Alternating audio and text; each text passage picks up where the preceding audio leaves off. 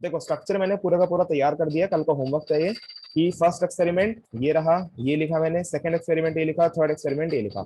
सही है। अब मेरे को अगर एक्स की वैल्यू, सॉरी अगर मेरे को वाई की वैल्यू निकालनी है, नहीं सही कह रहा था, एक्स की वैल्यू निकलेगी इसके अंदर, एक्स की वैल्यू अगर मेरे को निकालनी है तो वाई क्या करना पड़ेगा, मेरे को गायब करना पड़ेगा। और वाई गायब कहाँ होता हुआ दिख रहा है, फर्स्ट और सेकंड एक्सपेरिमेंट में। सही है, सबको बेसिक क्लियर है कि हम लोग इन दोनों को कर देंगे डिवाइड।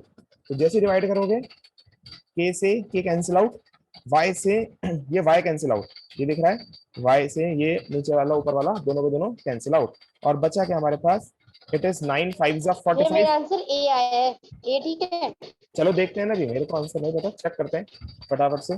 सो यहाँ से पॉइंट हटा, ऊपर चढ़ेंगे 2 0, वहां से पॉइंट हटा नीचे चढ़ेंगे 3 0। ठीक है, क्योंकि यहाँ पर 3 से पहले पॉइंट है। सो इट इज गोस लाइक 0.9 5 से 45 तो 0.5। ठीक है, 0.5 आएगा ये, या फिर 5/10, जैसे तुम इच्छा चाहो लिख लो, 5/10 ही लिख लेते हैं। ठीक है, इट इज 0.5। भैया मेरा तो क्वेश्चन ही समझ में ना आया। 5/10 बच्चे, कल का शायद तुमने रिवाइज नहीं कराया, फिर कल को तुमने घर पे ट्राई नहीं कराए।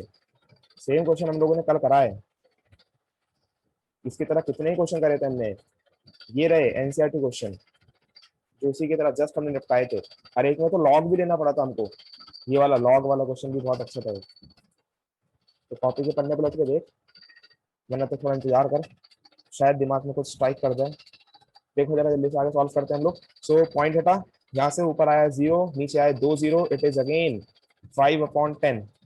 ठीक है, सिंपल, बस सिंपल मैथमेटिक्स है। पॉइंट हटाओगे ऊपर लगेगा 1 0, यहाँ से पॉइंट हटाओगे ऊपर से तो नीचे लगेंगे 2 0, तो 1 0 से 1 0 कैंसिल आउट हो जाएगा, तो नीचे बच जाएगा 10 raise to the power x। तो यहाँ पर x की वैल्यू कितनी आ गई, x की वैल्यू यहाँ पर 1।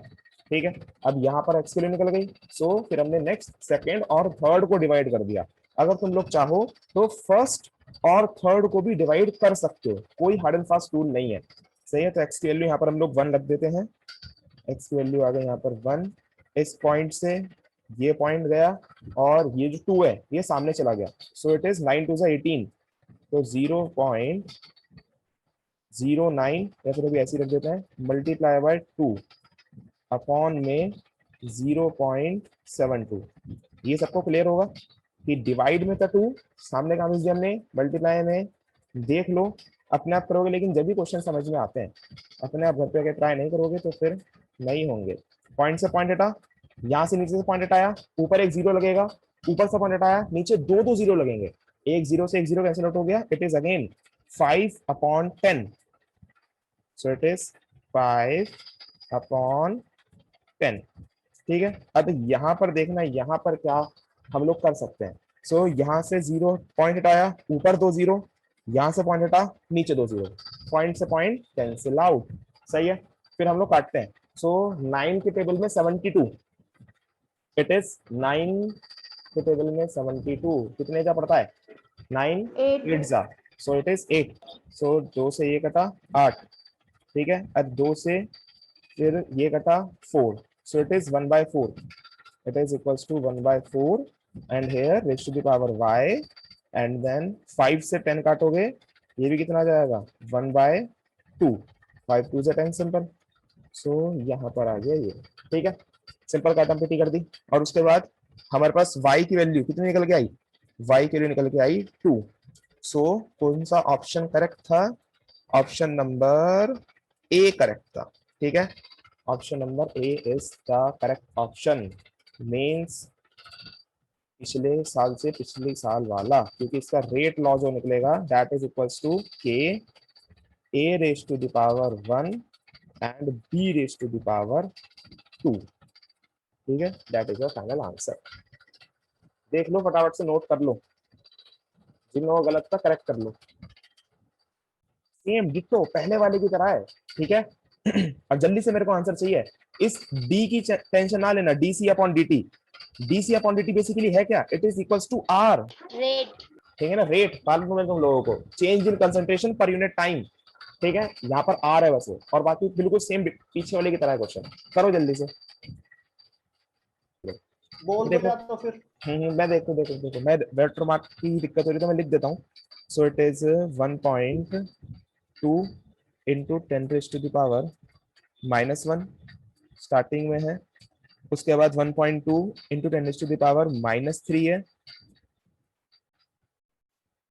एंड देन 2.4 इंटू 10⁻³ 2.4 इंटू 10⁻³ सही है ये। ठीक है जी, वाटर मार्क की दिक्कत भी खत्म करो जल्दी से, बाकी वैल्यूज तुमको दिख रही होंगी। फर्स्ट वाला भी 10⁻³ है, इट इज नॉट 10⁻⁻1, 10⁻³ सही है। 1.2 1.2 2.4 देखो जल्दी से, तो हम लोग इसको लिख देंगे। बिल्कुल बिल्कुल बिल्कुल सही सही सही, it is option number D is correct, ये तो क्वेश्चन ही था। सो फर्स्ट एक्सपेरिमेंट के according according to first experiment लिखे थे फटाफट से वैल्यूज। हमारे पास जो रेट है that is 1.2 into 10⁻³ and it is equals to k a raised to the power x, that is 0.1 raised to the power x, and then 0.1 raised to the power y, 0.1 raised to the power y। X ठीक है, की बना रही है। हाँ x की बनाई होगी, चलो y निकालो फटाफट से, इन लोगों ने पहले x निकाला है। It is again second experiment 1.2 into 10⁻³ is equals to k 0.1 raised to the power x, 0.2 raised to the power y, 0.2 raised to the power y। Then इसके बाद option number third, experiment number third 2.4 into 10⁻⁻। बच्चे बहुत simple question है, खुद हाथों से करने पड़ेंगे तभी ये होंगे। के 0.2 raised to the power x, 0.1 raised to the power y सही है। बस अब डिवाइड करना है। अगर तुमको देखो यहाँ पे सबसे पहले x की वैल्यू निकालना हो, x की वैल्यू निकालने के लिए y को अपने को गायब करना है। y कहाँ से गायब होगा, यहाँ से y गायब होगा थर्ड से। बस तो फर्स्ट और थर्ड को कर दो divide, first divided by third, तुम्हारा काम आसान पड़ जाएगा। पहले y निकाल लो क्योंकि ऑप्शन के अंदर एक ही है ऐसा जिसके अंदर y की वैल्यू 0 है, पहले y निकाल लेना। ठीक है, फिर बाकी चेक ही नहीं करने पड़ेंगे। फर्स्ट और थर्ड को डिवाइड कर दिया हमने, so it is 1.2 multiply by 10⁻³ divided by 2.4 multiply by 10⁻³ is equals to k से k कट जाएगा, then 0.1 divide by 0.2 and here is raise to the power x and then y तो cut ही गया, तो 0.1 divide by 0.1 raise to the power y। Simple easy, 0.1 0.1 cancel out, यहाँ point से ये हटा, -3 से -3 गया, तो हमारे पास जो x की वैल्यू है वो निकल जाएगी, पॉइंट से पॉइंट हटा, 12 से 24 कटा, बचेगा 1/2। ओहो गड़बड़ कर दी हमने, पहले फर्स्ट और सेकंड को डिवाइड करना चाहिए था। 1.2 equal to 1.2 raise to the power x, तो यहाँ से x आ गया तुम्हारे पास 1। ठीक है, अब बस अब इसके बाद क्या करेंगे हम लोग, फर्स्ट और सेकंड को डिवाइड कर देंगे। ठीक है, x की वैल्यू निकल गई 1, y निकाल लेंगे फर्स्ट और सेकंड को डिवाइड कर कर, क्योंकि फर्स्ट और सेकंड में देख पा रहे हो x वाली चीज सेम है तो ये कट जाएगी। फर्स्ट और सेकंड को कर दिया अपन लोगों ने डिवाइड, तो हमारे पास क्या आया 1.2 multiply by 10⁻³ upon 1.2 multiply by 10⁻³ is equals to, k से k कैंसिल आउट हुआ, 0.1 upon 0.1 raise to the power x। ठीक है, and then 0.1 divide by 0.2, 0.1 divide by 0.2 raise to the power y। Done, बस काट दो, 0.1 0.1 कैंसिल आउट हुआ, point से ये हटा, इट इज 1/2, -3 से -3, 1/2 से 1/2, it is 1, it is 1/2 raise to the power y। Then y की वैल्यू कितनी आ गई, 0, बिकॉज 1 को हम लोग लिख सकते हैं 1/2 की पावर 0, जो बायो वाले हैं ध्यान से देख लें, 1/2 raise to the power 0, then it is y। Done, तो y कितना आ गया अपने पास 0, बस चेक कर लो अब option, it is option number D which is correct. ठीक है, ऑप्शन नंबर डी करेक्ट है। सो ये टॉपिक हो चुका है अब ओवर, ठीक है ना, मतलब कि हम लोगों ने रेट लॉ पूरा का पूरा पढ़ लिया, रेट लॉ के बारे में जान लिया कि rate law is equals to is that rate law states that the rate of the reaction is directly proportional to power, sorry, concentration, product of concentration of reactant raised to some power, जो यहाँ पर some power थी, that is equals to order of the reaction, ठीक है। तो अब देखना next topic जो आता है, नेक्स्ट टॉपिक है हमारे पास सिंपल बेसिक मैथमेटिक्स के ग्राफ, सही है। नेक्स्ट टॉपिक है सिंपल बेसिक मैथमेटिक्स के ग्राफ, और अभी ग्राफ कौन से, graph is simple straight line graph. तो सबसे पहले देख लो ग्राफ की जरूरत क्या पड़ी केमिस्ट्री के अंदर, सबसे पहले वो जान लो। सो हम लोग जो आगे टॉपिक पढ़ने वाले हैं that is the effect of rate constant over the time, मतलब कि टाइम के साथ साथ टाइम और रेट कांस्टेंट में क्या रिलेशन होता है, सही है ना। तो जब हमारे पास टाइम बीतता जा रहा तो उस टाइम पर रेट कांस्टेंट पे क्या इफेक्ट पड़ता है, या फिर इनिशियल कंसंट्रेशन का और रेट कांस्टेंट का तो रिलेशन हम लोग पढ़ चुके हैं बेसिकली, बट अपने को टाइम देखना है कि एक रिएक्शन के अंदर टाइम की मदद से हम लोग क्या क्या निकाल सकते हैं, सही है। तो उसके अंदर दो तरीके के क्वेश्चन आते हैं, एक क्वेश्चन आता है हमारे पास ग्राफिकल वे में क्वेश्चन, और एक आता है हमारे पास simple numerical.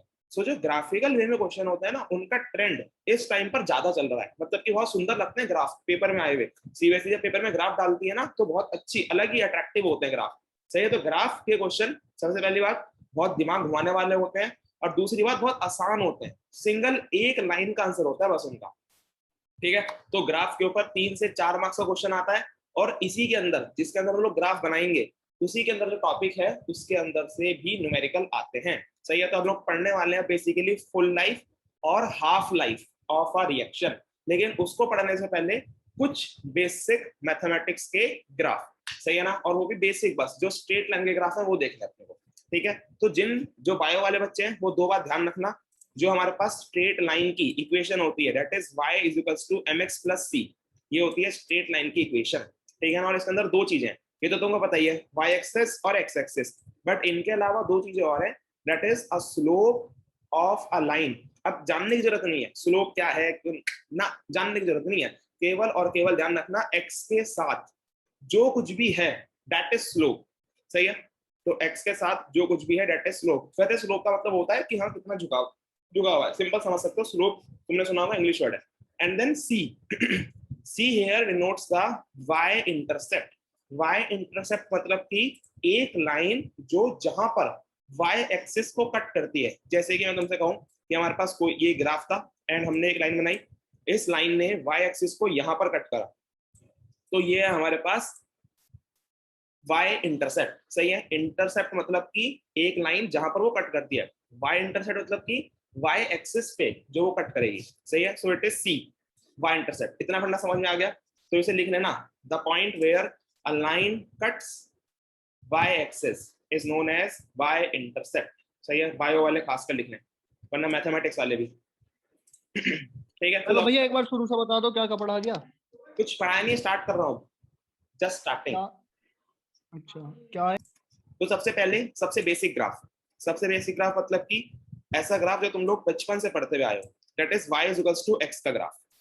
y is equals to x का ग्राफ कैसा होगा, straight line passing from the origin, this is a straight line passing from the origin, ठीक है। y is equals to x का ग्राफ, और अगर यहीं पर ही तुमने चेंज कर दिया, अब प्लीज इस सिनेरियो को समझते रहना, मतलब जो सीरीज के अंदर हम लोग ग्राफ बनाएंगे दैट इज इंपॉर्टेंट। ग्राफ याद रहे ना रहे, ये सीरीज जरूर याद रहनी चाहिए कि सबसे पहले किसका ग्राफ बनाया फिर किसका बनाया, ठीक है ना, ताकि तुम लोग याद करने में आसानी हो।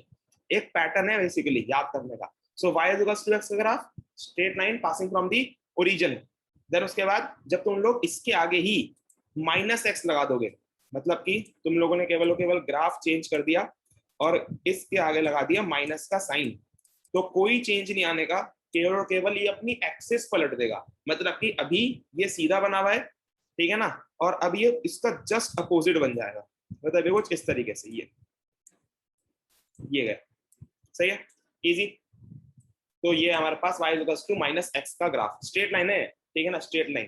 देन उसके बाद अगर तुमने इसमें किसी चीज की मल्टीप्लाई कर दी, जैसे अगर मैं सिंपल सा नंबर लूं 2, सही है। तो y is equals to 2x। अगर मैं सिंपल एक नंबर ले रहा हूँ 2, तो क्या होगा, हमारे पास जो ग्राफ है वो थोड़ा सा टिल्ट हो जाएगा। टिल्ट का मतलब थोड़ा सा बेंड हो जाएगा, ठीक है ना, वो भी किस तरफ, y की तरफ।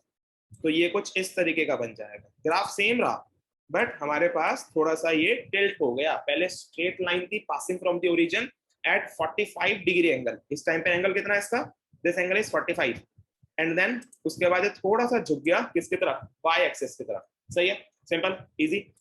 नेक्स्ट नीचे की तरफ भी देखो, नीचे भी ये सेम सिनेरियो चलेगा कि जब हम लोग इसको थोड़ा सा मल्टीप्लाई कर देंगे किसी भी नंबर से, मान लो y equals to minus cut 2x, same number से हमने मल्टीप्लाई कर दी, तो हमारे पास जो ग्राफ है वो सेम रहेगा, सिनेरियो सेम रहेगा, बस वो झुक जाएगा किसकी तरफ, y की तरफ थोड़ा सा, इस तरीके से।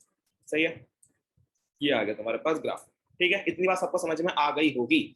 देन उसके बाद अगर तुमने कुछ चीज ऐड कर दी, मतलब कि तुमने y equals to 2x plus कुछ चीज तुमने ऐड कर दी, मान लो तुमने 5 ऐड कर दिया, ठीक है ना, इस ग्राफ के अंदर तुमने सिंपली 5 ऐड कर दिया, तो ग्राफ के अंदर क्या चेंज आएगा, ग्राफ के अंदर चेंज ये आएगा कि ग्राफ 5 स्टेप ऊपर उठ जाएगा। सही है, ग्राफ जो है वो 5 कदम क्या हो जाएगा, केवल ऊपर उठ जाएगा।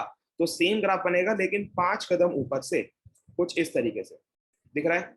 सो ये जो ग्राफ है ये 5 कदम ऊपर उठ गया। इस अब 5 कदम का मतलब क्या है कि ये वाला जो पॉइंट है that is 5, this point is 5, और यहां से भी ये 5 कदम ऊपर उठ गया, तो ये कितना आएगा, -5, because it is minus x axis.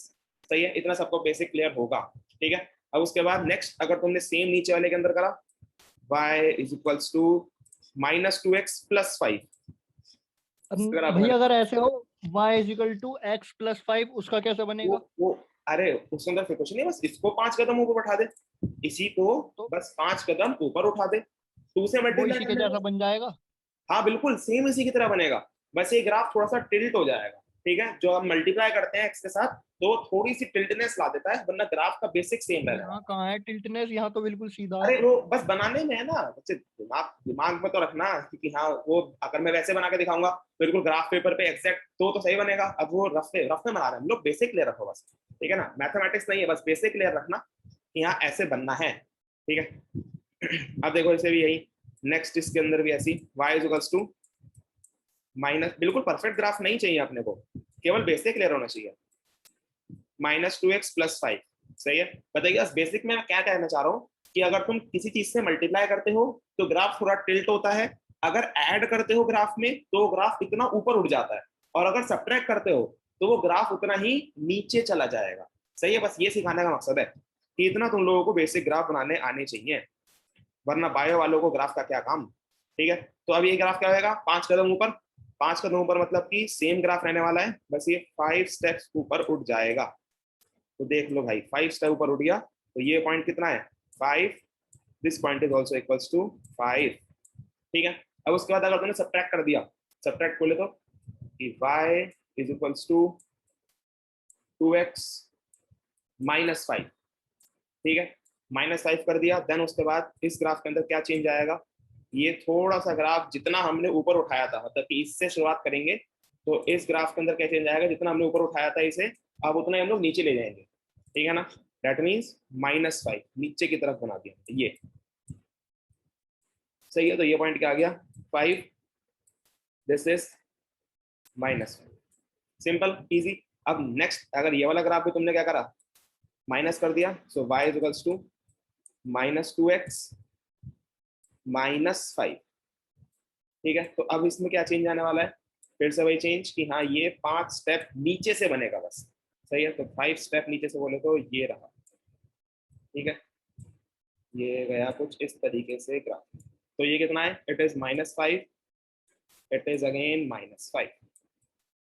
ठीक है, तो जी बेसिक क्लियर रखना बस कि हमारे पास जो भी x के साथ है वो क्या है हमारे पास स्लोप, और प्लस में जो है दैट इज y इंटरसेप्ट। देख रहे हो तुम लोग, चलो सबके निकाल लेते हैं हम लोग साथ के साथ ही। तो यहाँ पर इस ग्राफ के अंदर जो y इंटरसेप्ट है और स्लोप है दैट इज m, निकालो जरा जल्दी सबके, बनाओ इन्हें फटाफट से, और सभी ग्राफ्स के y इंटरसेप्ट और स्लोप निकाल के बताओ, क्योंकि पेपर में यही पूछा जाता है कि आप बताओ y इंटरसेप्ट क्या है और स्लोप क्या है।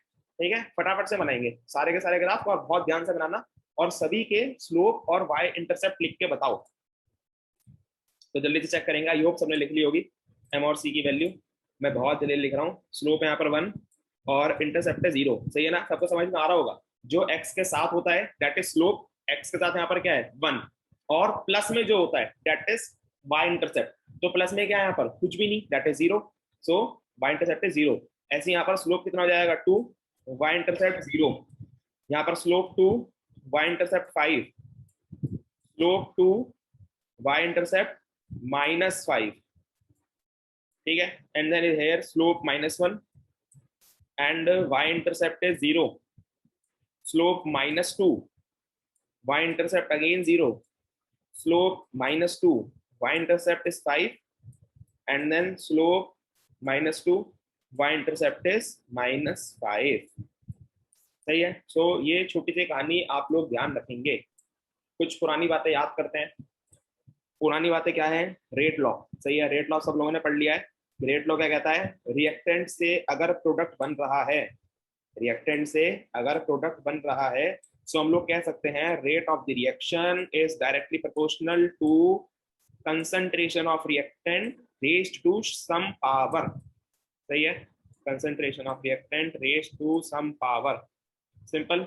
सो ये था हमारे पास रेट लॉ, सबको पता है। यहाँ पर जो के है दैट इज रेट कांस्टेंट, और इसी को हम लोग क्या कहते थे, डिफरेंशियल रेट इक्वेशन। इतना सब लोगों को बेसिक पता होना चाहिए, सही है ना। डिफरेंशियल रेट इक्वेशन क्यों कहते थे, बिकॉज जो आर है that is dc upon dt, change in concentration upon time. So यहाँ पर डी डी था, इसी वजह से इसको क्या कहते हैं हम लोग डिफरेंशियल रेट इक्वेशन कहा करते थे, ठीक है। इतनी सब बात क्लियर होगी। सो अगर हम इसे डिफरेंशियल रेट इक्वेशन कहते थे, तो जो आर था, आर की वैल्यू क्या होनी चाहिए, change in concentration of reactant पर यूनिट टाइम, मतलब कि यहाँ पर मैं रेट रखूंगा।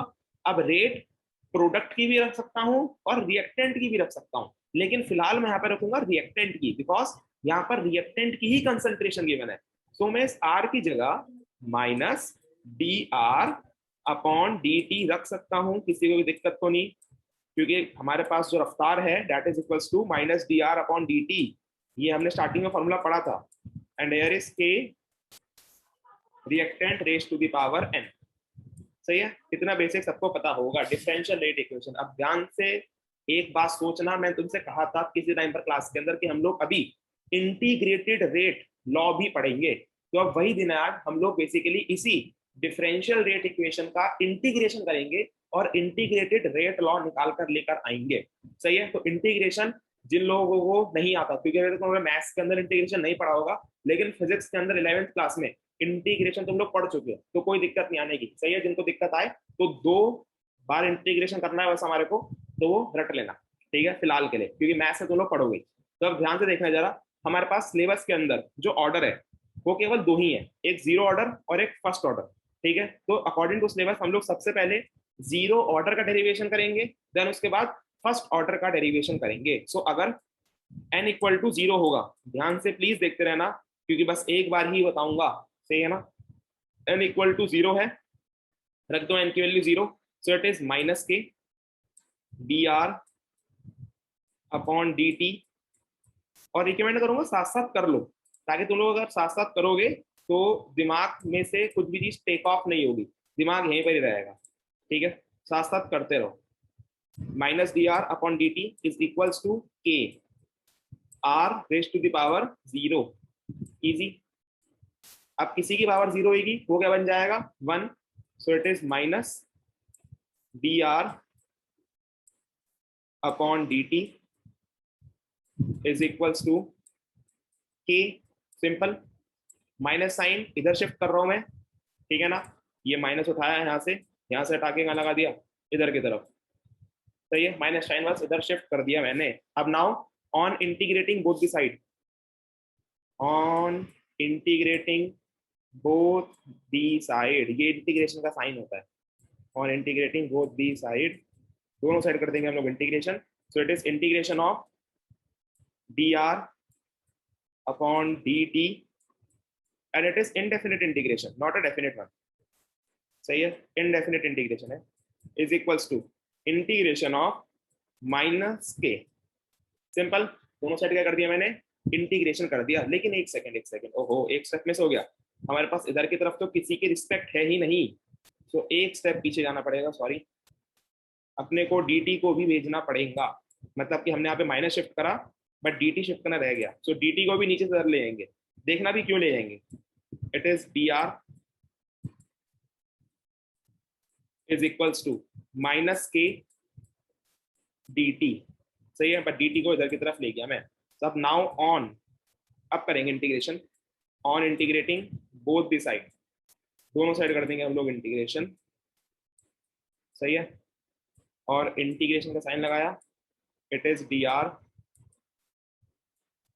And is equals to minus K dt, इसका करना है अपने को इंटीग्रेशन, ठीक है। अब यहाँ से है बस इंटीग्रेशन थोड़ा तुम्हारे याद करने लायक, ठीक है। तो इंटीग्रेशन यहाँ से जिनको इंटीग्रेशन आता है वो लोगों के लिए बहुत अच्छी बात है, जिनको नहीं आता वो अभी फिलहाल याद कर लो, क्योंकि मैथ्स के अंदर इंटीग्रेशन जब पढ़ोगे जब तुम लोगों को समझ में आ जाएगा, सही है। तो इंटीग्रेशन करोगे जब dr का इंटीग्रेशन होता है r, तो हियर इज r, dr का इंटीग्रेशन होता है r, कॉपी के ऊपर लिखते रहना हेडर में, r is equals to minus K dt का इंटीग्रेशन होता है t, minus K is a constant, तो एज इट इज बाहर आ जाएगा, सही है। Minus K dt plus c, इसे कहते हैं हम लोग इंटीग्रेशन कांस्टेंट, जो हमने प्लस c करा है it is known as integration constant. Indefinite का रूल है बस ये, सही है। तो इसलिए कंफ्यूज ना हो, दोबारा बता रहा हूँ, dr का integration r, minus K is a constant, dt का इंटीग्रेशन t, देख रहे हो, मतलब बेसिक समझ रहे हो, dr का इंटीग्रेशन r, dt का इंटीग्रेशन t, सही है। प्लस c लगाना जरूरी होता है, कंपलसरी होता है, ये सब तुम लोग मैथ्स में पढ़ोगे कंपलसरी क्यों होता है, सही है ना, where c is the integration constant. अब नाउ थोड़ी सी केमिस्ट्री पे आ जाते हैं। हमारे पास अगर कोई रिएक्शन है दैट इज R2P, रिएक्टेंट से क्या बना रही है, वो प्रोडक्ट बना रही है। सो इस रिएक्शन के अंदर जब टाइम 0 होगा, मतलब कि जब हमारे पास रिएक्शन स्टार्ट ही नहीं हुई होगी, तो उस टाइम पर क्या हुआ होगा, प्रोडक्ट हमारे पास कितना होगा, 0, प्रोडक्ट कितना होगा हमारे पास 0, और रिएक्टेंट की कंसेंट्रेशन कितनी होगी, R0, दिस इज R0 मतलब कि इनिशियल कंसेंट्रेशन। सो टाइम 0 पर जब रिएक्शन स्टार्ट नहीं हुई है, उस टाइम पर जो रिएक्टेंट की कंसेंट्रेशन है that is equals to R0, naught का मतलब इनिशियल, सही है। अब नाउ इसी इंफॉर्मेशन को हम लोग पुट कर देंगे ऊपर, मतलब कि जब टाइम 0 था, माइनस के टाइम क्या था 0, जिस टाइम पर टाइम 0 था उस टाइम पर जो R था वो कितना हो गया, दैट इज R0, R की वैल्यू चेंज होगी, कितनी हो गई, R0 हो गई। इतनी बेसिक सी बात पता होनी चाहिए, ठीक है। बताइए समझ में आ गई होगी, पता करनी समझ में आ गई होगी, सही है, इजी। नाउ यहाँ से सॉल्व करेंगे, तो R0 ऐसी कैसी आ गया भैया, R0 कैसा आ गया, R0, अरे देख बेसिक सा फंडा है R0 का, कि अगर टाइम 0 होगा, ठीक है ना, जब टाइम मतलब कि रिएक्शन स्टार्ट ही नहीं हुई, तो उस टाइम पर हमारे पास रिएक्टेंट की कंसंट्रेशन कितनी होगी, इनिशियल कंसंट्रेशन, मतलब कि स्टार्टिंग की कंसंट्रेशन। तो बस उसको डिनोट करने का तरीका है कि हम लोग इनिशियल कंसंट्रेशन को डिनोट कैसे करें, सही है। सो that is R0 with the help of R0, ठीक है। सो हर जगह ही तुम लोग इनिशियल कंसंट्रेशन R0 ही नोट करोगे, सही है। R0 is the initial concentration, ठीक है। सो यहाँ से C की वैल्यू कितनी आ गई, C की वैल्यू आ गई हमारे पास R0, ठीक है। तो अब मैं C की वैल्यू को वापस पुट कर दूंगा इस इक्वेशन के अंदर, सही है। C की वैल्यू का पुट कर देंगे इस इक्वेशन के अंदर, so that is R is equals to minus KT plus R0, सही है। C की वैल्यू पुट कर दी हम लोगों ने वापस इसके अंदर, ठीक है ना। देखो ऐसा करते हैं, ये सब तुम्हारे लिए नया होगा, बट जब तुम लोग डिफरेंशियल इक्वेशन मतलब कि पूरी की पूरी कैलकुलस पढ़ लोगे मैथमेटिक्स के अंदर, जब तुम्हारे को ये सब बातें रेगुलर लगेंगी, ठीक है ना, ये सब बातें तुम लोग याद करोगे कि हाँ ये केमिस्ट्री में हमने पहले कर रखा है, सही है। तो इसलिए थोड़ा सा यहाँ पर ध्यान भी रखते रहना कि हम लोग कैसे कैसे स्टेप बाय स्टेप चीजें चला रहे हैं, सही है। So R is equals to minus KT plus R0। अब इस KT को इधर लेके क्या था जाओ, भैया, कौन सा कांस्टेंट था, differentiate constant, integration constant, C is integration constant, integration करके आया ना ये, सो it is integration constant, simple, सही है। अब इस KT को ले जाऊंगा मैं left hand side, so it is KT, ये चला गया लेफ्ट हैंड साइड, और हेयर जो R था वो ले जाऊंगा मैं राइट हैंड साइड, सो यहाँ पर क्या आ जाएगा, प्लस का R था, यहाँ पर कैसे हो जाएगा, माइनस का R, ठीक है, तो इसे देख लो जरा जल्दी से, कैसे हम लोगों ने इधर उधर पलट दिया इन्हें, इधर से प्लस का आर, इधर से क्या कर दिया हम लोगों ने माइनस का आर।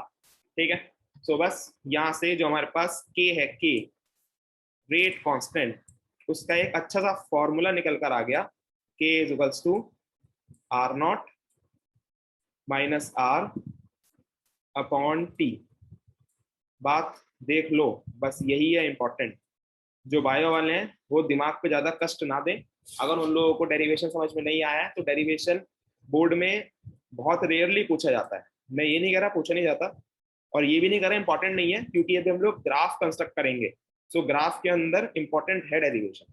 सही है, तो अगर ना समझ में आए तो तुम लोग डायरेक्टली ये इक्वेशन भी याद कर सकते हो, K is equals to are naught minus R upon T. ठीक है, क्योंकि हमारे आगे न्यूमेरिकल के अंदर यही काम में आएगा। बहुत ध्यान से प्लीज इसे देख लो सारे के सारे, और एक बार तो कर लेना नोट, और एक बार कॉपी के पीछे लास्ट में अपने आप कर कर देखना, क्योंकि फर्स्ट ऑर्डर का इसके बाद करना अपने को। अभी तो हमने n इक्वल टू 0 लिया है, इसके बाद n इक्वल टू 1 भी लेना है। ठीक है, तो कॉपी के पीछे अपने आप करना ताकि तुम्हारी अपनी अंडरस्टैंडिंग डेवलप हो। अब ग्राफ देखना जरा, एनसीईआरटी में केवल एक ही ग्राफ दे रखा है, तो हम लोग अब वही ग्राफ बनाएंगे। ठीक है ना, जीरो इक्वेशन का एक ही ग्राफ है, जीरो ऑर्डर वाली इक्वेशन का। ठीक है, तो जीरो ऑर्डर वाली मेन इक्वेशन तो ये है। ठीक है ना, तो यहाँ पर टाइम है डेट इज फुल टाइम या फिर फुल लाइफ भी कह सकते हैं, और उसके बाद आर नॉट है, आर है, के है। ठीक है ना, ये सब बातें। लेकिन ग्राफ बनाने से पहले एक चीज और, या फिर पहले ग्राफ बनाते, चलो पहले ग्राफ बनाते। सो हेयर इस इक्वेशन का ग्राफ बनाएंगे। मैंने इस इक्वेशन पे नंबर डाल दिया फर्स्ट, या फिर नंबर का डालना दोबारा लिख लेते हैं। So here is R is equals to minus K T plus R naught. सही है, ये हमारे पास इक्वेशन तैयार है, एकदम रेडी ग्राफ बनाने के लिए। अब हम इसको कंपेयर करेंगे। कंपेयर किससे करेंगे? y is equals to mx plus c।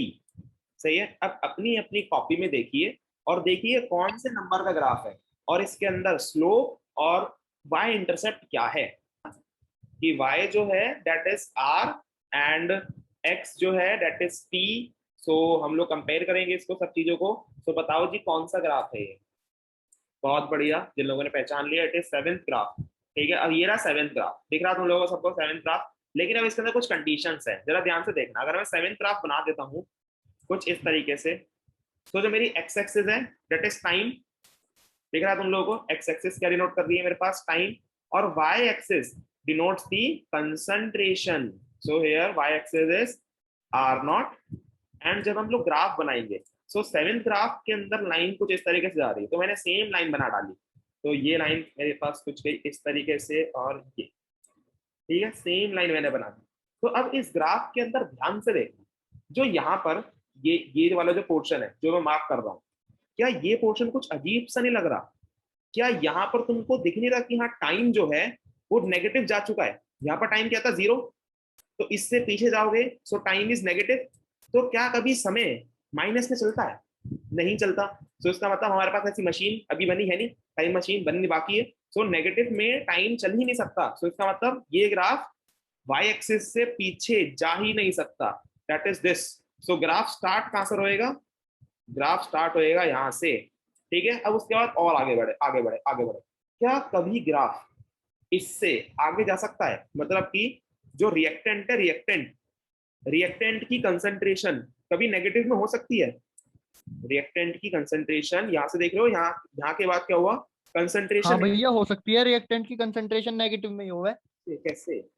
अरे चेंज नेगेटिव में होता है, कंसंट्रेशन नेगेटिव में नहीं होती। मतलब कि हमारे पास एक टाइम आएगा, मान लो 5 ग्राम था स्टार्टिंग में, 5 ग्राम तुम्हारे पास, 5 ग्राम से 4 ग्राम हुआ, 3 ग्राम हुआ, 2 ग्राम हुआ, 1 ग्राम हुआ, 0 हो गया, मान लिया मैंने। क्या कभी -1 होगा?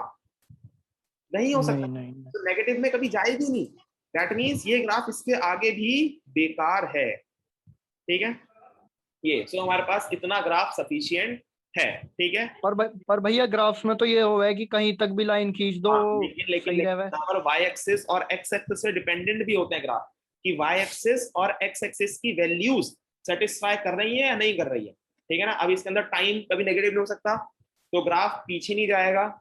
और रिएक्टेंट की कंसंट्रेशन कभी नेगेटिव नहीं हो सकती, तो ग्राफ कभी नीचे भी नहीं जाएगा। सही है, तो ये चीज की मोनोपोली है सिंपल सी।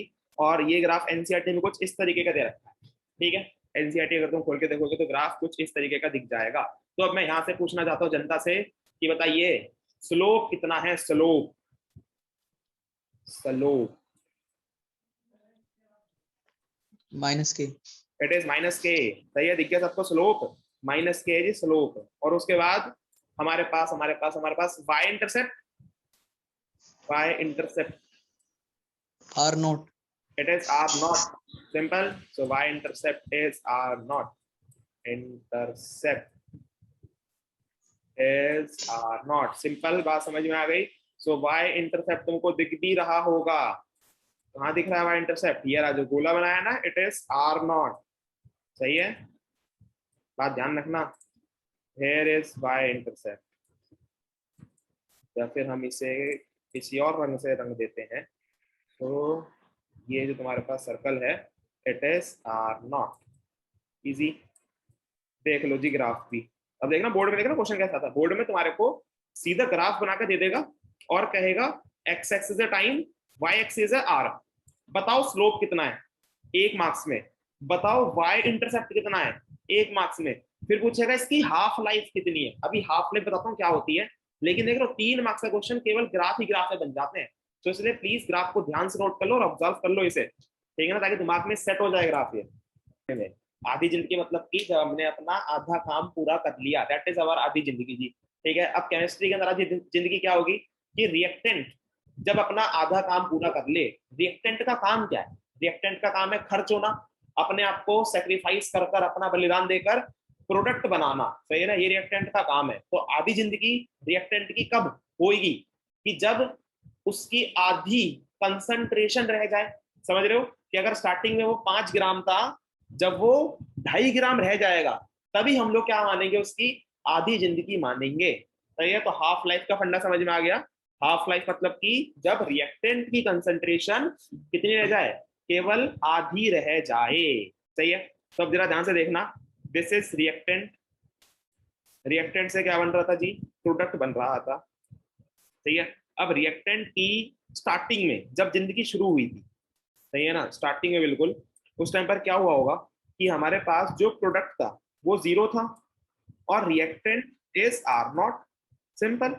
रिएक्टेंट अपना स्टार्टिंग में इनिशियल पूरा का पूरा भरा पड़ा था, जब कुछ समय बीत गया, ठीक है ना, मान लो तुम्हारे पास जब कुछ टाइम बीत गया, टाइम इक्वल्स टू टी, ठीक है, जब टाइम कुछ टाइम बीत गया तो उस टाइम पर जो प्रोडक्ट है वो बन गया होगा P और रिएक्टेंट हो गया होगा R, सही है। तो यहाँ पर जो तुम R देख रहे हो ना, R naught minus R, so यहाँ पर जो R नॉट है दैट इज इनिशियल कंसेंट्रेशन, मैं लिख भी देता हूँ यहाँ पर, चलो, here R naught is equals to initial concentration, initial INITIAL, लिख लो जी आप भी, initial concentration. So R naught is initial concentration और जो आर है that is concentration at time T, सही है, कंसंट्रेशन एट टाइम टी, कि जिस समय पर तुम लोग चेक कर रहे हो उस टाइम पर जो concentration that is R, so it is concentration at time T, सही है। तो जब समय बीत गया, यहाँ पर देखो फिर से मैंने उसी बात का इस्तेमाल करा है, जब टाइम टी हो गया उस टाइम पर मैंने मान लिया प्रोडक्ट बन चुका होगा P और रिएक्टेंट बचा होगा R, सही है। लेकिन जब आधी जिंदगी बीती, टाइम कितना हो गया, आधा, तो डिनोट करते हैं उसको हम लोग T आधे से, ये देख रहा है, it is T half, so it is half life. तो जो T हाफ है that is basically half life, denote करने का फंडा देख लेना, T उसके सबस्क्रिप्ट में हाफ, सो T हाफ जो है जब आधी जिंदगी बीत गई उस टाइम पर क्या हुआ होगा, उस टाइम पर हमारा जो रिएक्टेंट है, भैया तीनों चीज आधी हो जाएंगी, प्रोडक्ट भी, हाँ जी बिल्कुल बिल्कुल बिल्कुल बिल्कुल सही पकड़ा है, कि रिएक्टेंट भी आधा खर्च हो चुका होगा और प्रोडक्ट भी आधा बन चुका होगा, सही है। So reactant is equals to R naught by 2 और प्रोडक्ट भी कितना होगा, R नॉट बाय 2। सो बस जी, अब इसी चीज का इस्तेमाल करना, अब जरा देखना है इस बक्से पे गौर डालना, इसी बक्से की वैल्यूज में लिख रहा हूँ, कि हमने लिखा इज इक्वल्स टू टाइम की जगह अब की बार यहाँ पर time is full life, this time is basically full life कह सकते हो या फिर life of a reaction, but यहाँ पर मैं लिख रहा हूँ t half life of a reaction. So इस टाइम पर देखना हाफ लाइफ को हुआ क्या है, आर नॉट की वैल्यू चेंज होगी नहीं, because R naught is initial concentration, it remain same, and then R की वैल्यू चेंज होगी, बिल्कुल होगी। आर अब कितना बच हुआ है, R is equals to are naught by 2, are naught divided by 2। सही है जी, समझ में आ रहा है? थोड़ा सा इसे साफ करके लिख लेते हैं ताकि तुम लोगों को एलसीएम दिख जाए, ठीक है? तो आर नॉट बाय 2 ही लिख लेते हैं, आर नॉट डिवाइडेड बाय 2, ठीक है जी। तो ये समझ में आ गया, यहां से यहां लेकर गया हूं, ठीक है? तो आर की वैल्यू क्या हो गई, आर नॉट बाय 2। बस सॉल्व कर दो इसे, 2 जाएगा ऊपर, 2 are naught minus are naught, कितना बचा, आर नॉट बाय 2। सो हमारे पास फाइनली जो सॉल्व करके तुम्हारे पास क्या आएगा, it is R naught by 2, ठीक है ना?